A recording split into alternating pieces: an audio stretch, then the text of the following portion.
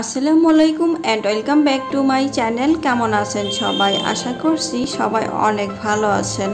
আজকে আপনাদের সাথে মুরগির মাংসের একটি রেসিপি শেয়ার করব। ব্রয়লার মুরগি, অনেকেই কিন্তু এই মুরগিটা খেতে চায় না, রান্নাটা আসলে টেস্ট আসে না অথবা মুরগিতে গন্ধ থেকে যায়। তবে আজকে আমি গুঁড়া মশলা দিয়ে বাটা মশলার স্বাদ এনে এই মাংসটা রান্না করব। যারা কখনই ব্রয়লার মুরগি খেতে চান না, আশা করছি তাদের কাছে অনেক ভালো লাগবে, ভিডিওটি দেখবেন। তো বন্ধুরা, মাংসটা রান্না করার জন্য এখানে আমি প্রাণের যে গুঁড়া মশলাগুলো হয় সেটাই কিন্তু নিয়েছি। সবগুলো ধনে, হলুদ এবং মরিচ, জিরে গুঁড়ো। তো আমি এখানে একটা বাটিতে মশলাটা আগে রেডি করে নিচ্ছি। 1.5 টেবিল চামচ দিয়ে দিচ্ছি লাল মরিচের গুঁড়ি, 1 টেবিল চামচ দিয়ে দিব হলুদের গুঁড়ি। তবে মরিচের পরিমাণটা যার যার ইচ্ছা মতো ইউজ করতে পারবেন। তারপরে দিয়ে দিলাম 1 টেবিল চামচ পরিমাণ ধনিয়া গুঁড়ি, 1/2 টেবিল চামচ পরিমাণ জিরা গুঁড়ি এবং 1/2 টেবিল চামচ পরিমাণ গরম মশলা গুঁড়ি। এখানে কিন্তু সবগুলো মশলাই ইউজ করার চেষ্টা করবেন। সামান্য পানি দিয়ে চামচ দিয়ে ভালোভাবে এই মশলাটাকে মিক্স করে অবশ্যই আধা ঘন্টা রেস্টে রেখে দিবেন। তাহলে বুঝতে পারবেন মাংসর টেস্ট কিন্তু অনেক ভালো আসবে, যেমনটা বাটা মশলায় আপনারা তরকারি খেয়ে থাকেন। তো ফিরে আসলাম আধা ঘন্টা পরে। এখন মাংসটা রান্না করব। 1 কাপ পরিমাণ তেল দিয়েছি। এই মাংস রান্না করার সময় পরিমাণে তেলের একটু বেশি লাগবে। একটা তেজপাতা দিয়ে দিলাম এবং 4টি এলাচ, 4-5টি গোলমরিচ, 3 টুকরো দারচিনি। তারপরে দিয়ে দিচ্ছি এখানে 1 কাপ পরিমাণ পেঁয়াজ। এই সবগুলো মশলা একসাথে তেলের সাথে ভালোভাবে ভেজে নিব। আর পেঁয়াজটাকেও কিন্তু ভেজে নিব এরকমভাবে যেন কাঁচা গন্ধটা চলে যায়। তো বন্ধুরা, যারা আমার এই চ্যানেলটি এখনও সাবস্ক্রাইব করেননি, প্লিজ সাবস্ক্রাইব করে পাশে থাকা বেল আইকনটি বাজিয়ে দিবেন। স্বাদ মতো লবণ দিয়ে দিচ্ছি। এবার দিয়ে দিব 1 টেবিল চামচ আদা বাটা, 1/2 টেবিল চামচ পরিমাণ রসুন বাটা। এখন সব কিছু তেলের সাথে ভালোভাবে 2-1 মিনিট ভেজে নিব। এই নিয়মে ব্রয়লার মুরগিটা রান্না করলে খেতে কিন্তু কোনো অংশই খারাপ হবে না। আমার এই রেসিপিটি অবশ্যই ট্রাই করবেন। আগে থেকে যে মশলাটা গুলিয়ে রেখেছিলাম সেই মশলাটা সবটুকু দিয়ে দিলাম।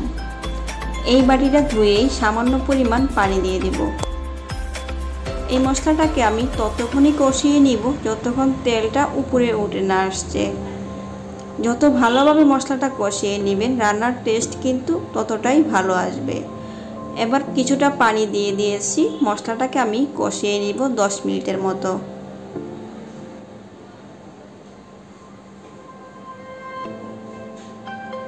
ফিরে আসলাম 10 মিনিট পর। এরপর যে মশলাটা দেখে নিশ্চয়ই বুঝে গিয়েছেন কি পরিমাণ আমি মশলাটাকে কষিয়ে নিলাম। এবার আমি মুরগির মাংসটা দিয়ে দিব।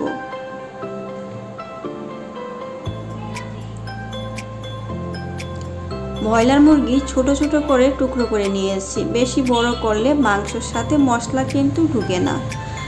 চেষ্টা করবেন একটু ছোট পিস করে কেটে নেওয়ার। এখন মাংসর সাথে মশলাটা ভালোভাবে কিন্তু মিক্স করে দিতে হবে। এখানে আমি 1.5 কেজি পরিমাণ ব্রয়লার মুরগির মাংস ইউজ করছি। এবার পানি ছাড়াই মশলার সাথে ভালোভাবে মাংসটাকে মিক্স করে দিতে হবে।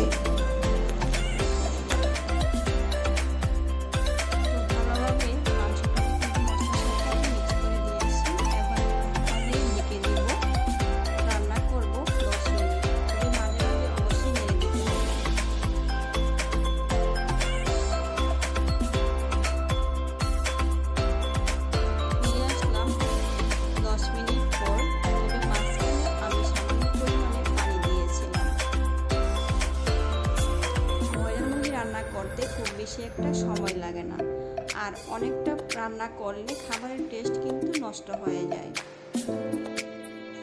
রান্নাটা কিন্তু একদমই হয়ে আসছে। এই পর্যায়ে আমি 1 টেবিল চামচ টালা জিরা গুঁড়ি ইউজ করছি। জিরাটাকে টেলে নিয়ে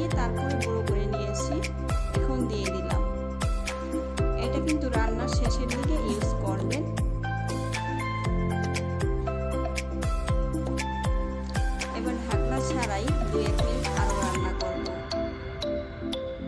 তবে আপনারা চাইলে ঝোলের পরিমাণটা আরেকটু কমিয়ে নিতে পারেন অথবা বাড়িয়েও দিতে পারেন। তবে আজকের মাংসটাকে আমি একটু ঝোল ঝোল করেই রান্নাটা করব।